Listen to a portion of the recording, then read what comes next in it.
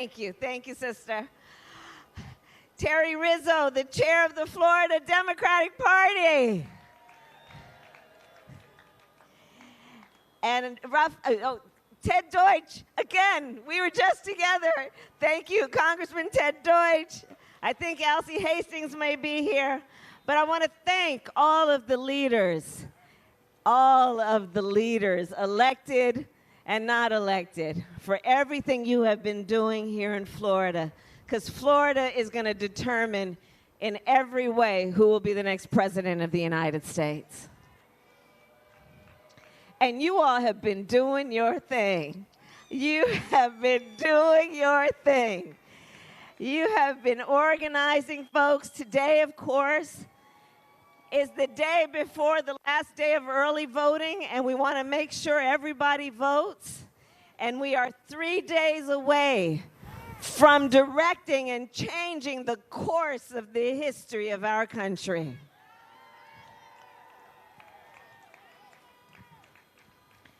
And there's so much at stake. So I don't have to tell you guys.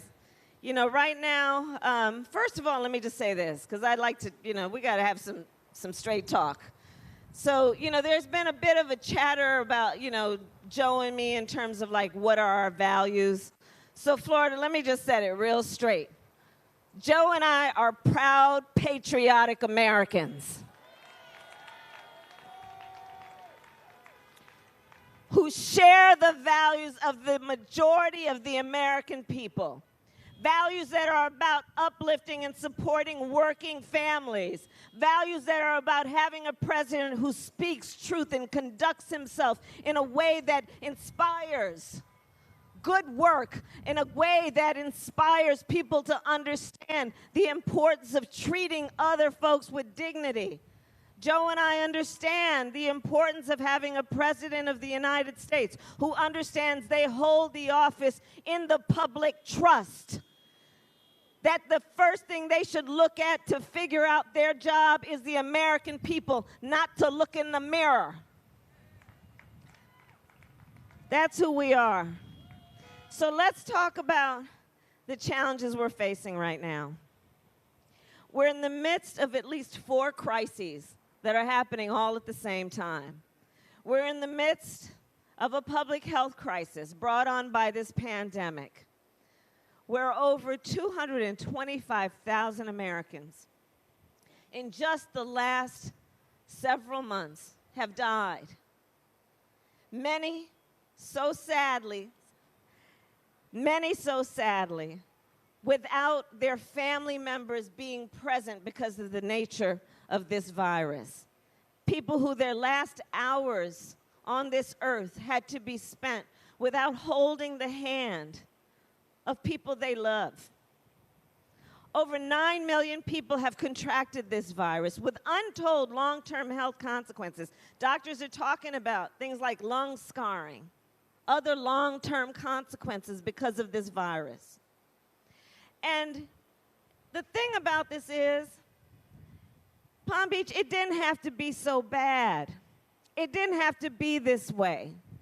But we have a president of the United States who, thanks to Bob Woodward, we know, knew on January 28th about the seriousness of this virus, knew on January 28th when he was told it is 5 times more deadly than the flu. He was told it will impact people of every age. He was told it is airborne and lethal. And what did he do with that information? He sat on it. He covered it up. He told the American people it was a hoax. And here's the thing. Can you imagine what you would have done and how you would have planned as a parent, as a small business owner, as a teacher, if you had known what the president had known on January 28th? How you would have gotten ready for this? Because remember, even before this pandemic, he wants to talk about the economy, even before this pandemic, we had far too many American families that were working 2 and 3 jobs to put food on the table and pay the rent. And by the way, in a Biden-Harris administration, our belief is you should only have to work one job to put food on the table and pay the rent.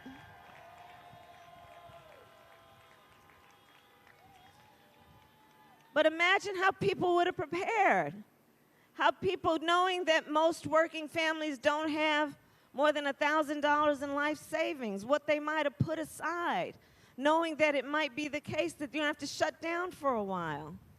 Teachers, parents, how they might have prepared for the fact that our children are missing significant portions of critical education days, months, weeks. And how we might have gotten ready. I mean, I joke about it, but you know, how we might have just bought a couple extra rolls of toilet paper.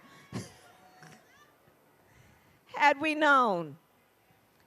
But the president didn't tell anybody because, you see, he was more concerned about his political prospects than he was about America's public health. And on top of all of this, in the midst of this pandemic, that has killed hundreds of thousands of Americans, Donald Trump with his boy Bill Barr are in the Supreme Court right now trying to sue to get rid of the Affordable Care Act, which President Obama, together with Vice President Joe Biden, created, which brought health care to over 20 million people who didn't have it, which covered people with pre-existing conditions and said it's not right to deny folks coverage because they have a pre-existing condition. Honk if you know and love somebody who has diabetes. Honk if you know and love somebody with high blood pressure. Honk if you know and love somebody with lupus or a breast cancer survivor.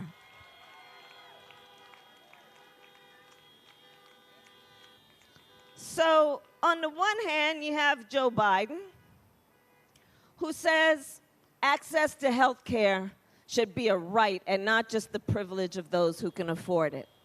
You have Joe Biden who says, we're going to build on the success of Obamacare. We're going to expand coverage, bring down the cost of prescription drugs, bring down premiums. We're going to lower the eligibility age from Medicare to age 60.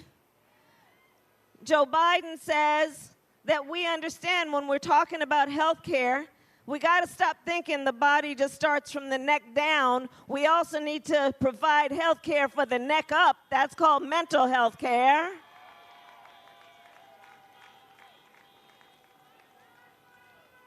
That's Joe Biden's approach. And then there's Donald Trump, who wants to get rid of all of these protections and has the gall to suggest, as though we're not watching, that we're turning the corner. There are real clear choices in this election.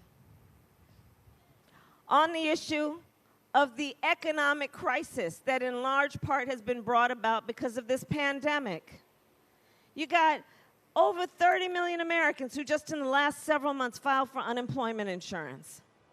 We're looking at, in Florida, 1 in 9 families is describing their household as having been hungry. In Florida, in 1 in 7 households, folks who have described an inability or a concern about their ability to pay the rent. In Florida, 1 in 4 small businesses out of business, unlikely to be able to reopen. And on the economy, here's the thing. You ask Joe Biden, how's the economy doing? And you know what Joe Biden asks? How are working people doing? How are working families doing? That's how Joe Biden thinks. Joe Biden says, you want to deal with the economy, then we're not going to raise taxes on anyone making less than $400,000 a year. And we're going to put in place middle-class tax cuts.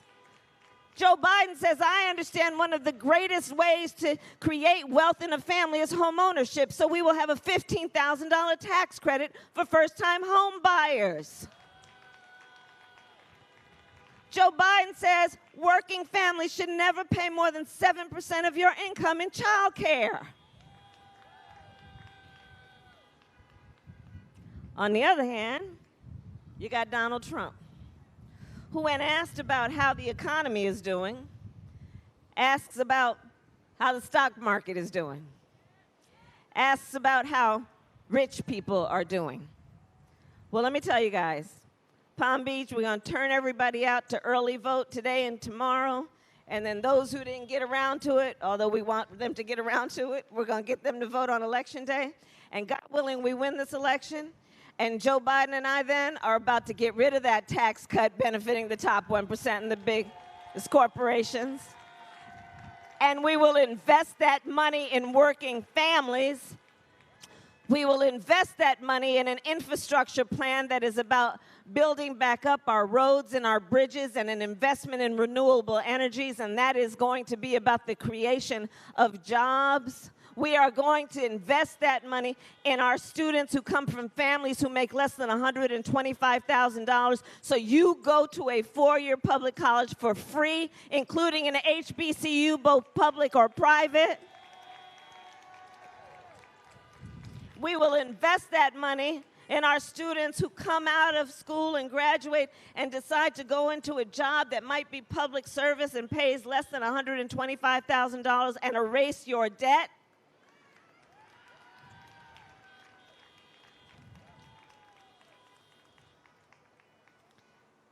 That's what the people deserve. These crises, a public health crisis, an economic crisis, and then let us talk about the long overdue reckoning on racial injustice in America.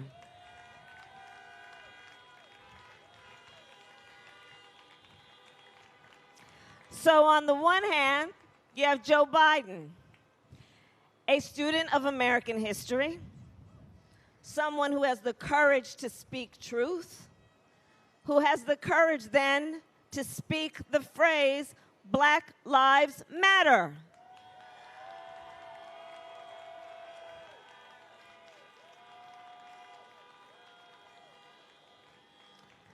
Joe Biden, who says, look, it may be difficult to hear, it may be difficult for some to speak, but we got to deal with this. We've got to deal with our history. We've got to deal with the present. We need to deal with the fact that the racial disparities cross from our public health sector to our criminal justice sector to the economy to our education system. We got to deal with the fact that we've now figured out from COVID how these things manifest themselves to the point that African American and Latino Americans are experiencing 3 times the contraction of COVID and dying at twice the rate of other populations. We need to speak that truth. Speak the truth that Black women are 3 to 4 times more likely to die in connection with childbirth than other women. Speak the truth that our Native American brothers and sisters have the highest rates of diabetes of anybody in our country. And let's confront these truths. On the other hand, you have Donald Trump, who at that debate, remember the first debate? Refused to condemn white supremacists. And then doubled down and said, stand back and stand by. And it's important to remember, this was not a one-off. There is a pattern at play here. It's important to remember that this is someone who campaigned and came into fame running for office, questioning the legitimacy of the first Black president of the United States. Let's see the pattern here when he was asked about Charlottesville, where people were peacefully protesting racial injustice. A woman died. And on the other side, there were neo-Nazis wearing swastikas, carrying tiki torches, hurling racial and anti-Semitic epithets. And when the President of the United States was asked, he said there were fine people on both sides. We deserve better than this. We deserve better than this. Because you see, Joe knows that the true measure of anyone's strength, and in particular, the true measure of a leader's strength, is not based on who you beat down, it's based on who you lift up.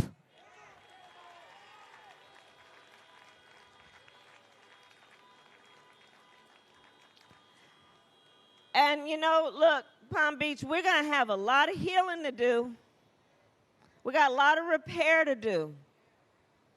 And I'm going to tell you, Joe, in his heart and in his soul, is committed to unifying our country. Joe knows that regardless of where you live, your race, your ethnicity, your age, your gender, the language your grandmother speaks, Joe knows that the vast majority of us have so much more in common than what separates us.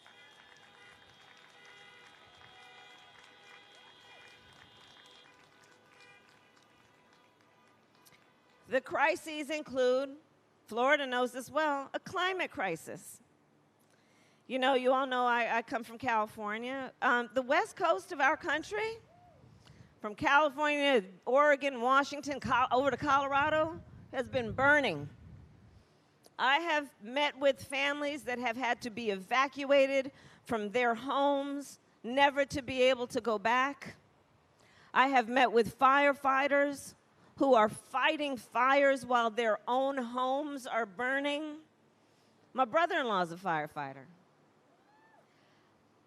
Up and down the Gulf Coast, the neighbors to here, we have seen 5 named storms just this year.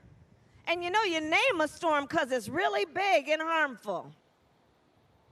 We've seen in the Midwest floods that have caused farmers to lose a whole season of crops. And so Joe says, look, we got to deal with this with a sense of urgency and put in place timelines. We need to have net zero emissions by 2050. We need to invest in renewable energies. We need to invest in solar and wind. And Joe knows that all of this is also about building back up our economy. It'll be about creating jobs. It'll be about partnering with the carpenters and the plumbers and the electricians, knowing that this is about building up the skills of the American workforce to be a leader once again on a global crisis issue. On the other hand, you have Donald Trump. So when he was asked about the wildfires in California, this journalist asked him and basically said, you know, Mr. President, the wildfires are happening and scientists are telling us that there's a connection between that and extreme weather conditions that are human-caused, and what do you have to say about it? The President of the United States, who is also the Commander-in-Chief of the United States, responded by saying, science doesn't know. What is that? Mr. President, science does know. And that's why the leading scientific magazine has endorsed Joe Biden to be the next president of the United States.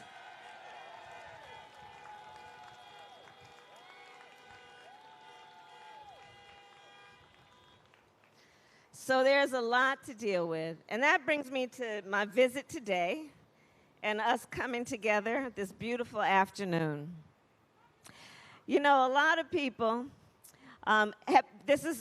everybody is a leader here. You wouldn't be here if you weren't a leader. And I'm sure that people have asked you what they have asked me. And they ask me, they say, Kamala, why should I vote? Right? People ask that. Why should I vote? And I do believe there are 3 reasons that people should vote. One is to honor the ancestors. Honor the ancestors. This year, we just lost a great American hero in Congressman John Lewis. Let's honk for John Lewis. I know he hears us. I know he hears us.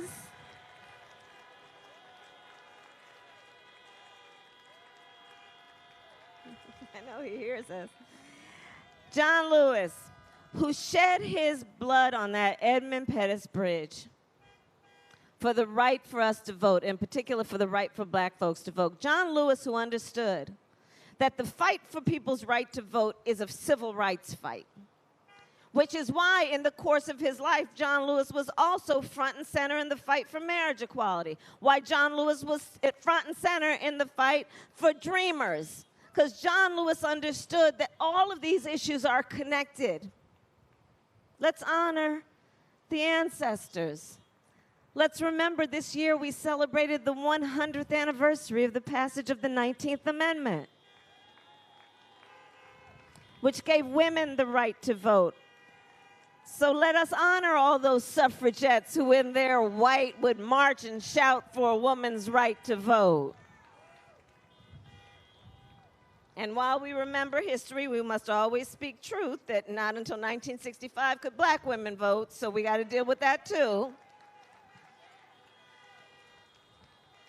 But let's honor the ancestors. That's a reason to vote. Reason number 2, everything is at stake. Everything is at stake. We have talked about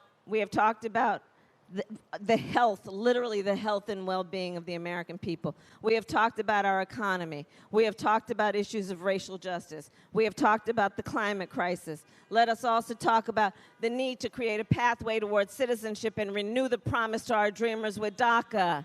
Let us talk about fighting for a woman's right to make decisions about her own body. Let us talk about restoring the dignity of our country on a global stage and restoring the principles of a rule of law and a democracy. All of these things are at stake and so much more. And then the third reason to vote, I believe, is this. So Florida, you've been seeing what we know has been happening around the country, and it's historic in nature. But I'll just go back to recent history in 2013, when you remember the Supreme Court gutted the Voting Rights Act with that case called Shelby v. Holder. And almost immediately thereafter, about 24 states put in place laws that were designed to suppress the vote, to purge the voters' rolls, right? Awful things. In fact, so much so, North Carolina, where I've been, and we'll go back, the court that reviewed what they did said that they wrote this law with, quote, surgical precision to prevent black folks from voting. But all over our country, efforts to make people of color, students, Native Americans, prevent or make it difficult for them to vote. And so, and here in Florida, we know that's been happening. I mean, I'm traveling the country. I was in Texas yesterday. Right? And I was in Houston as my last stop, Harris County. I love the word. Harris County.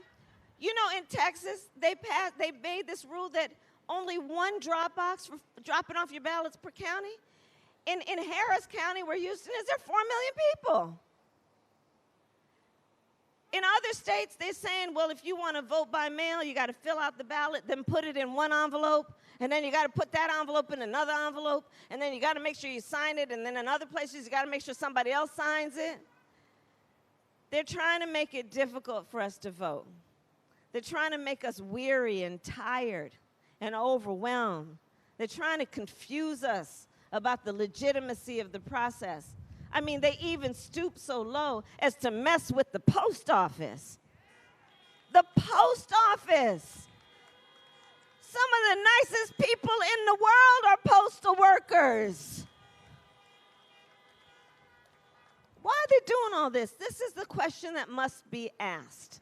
Why, with so many powerful people, try to make it difficult or confusing for us to vote? That is the question to ask. And here's what I believe is the answer. They are doing this because they know our power. They know our power. They know when we vote, things change. They know when we vote, we win. So let us not ever let anyone take our power from us. Let us always know our power. And at election time, the power of our voice is through our vote.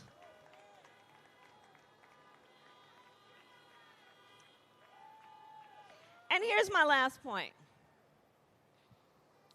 This moment will pass. This moment will pass. And years from now, our children and our grandchildren and others, they will look in our eyes, each one of us, and they will ask us, where were you? Where were you at that moment in time?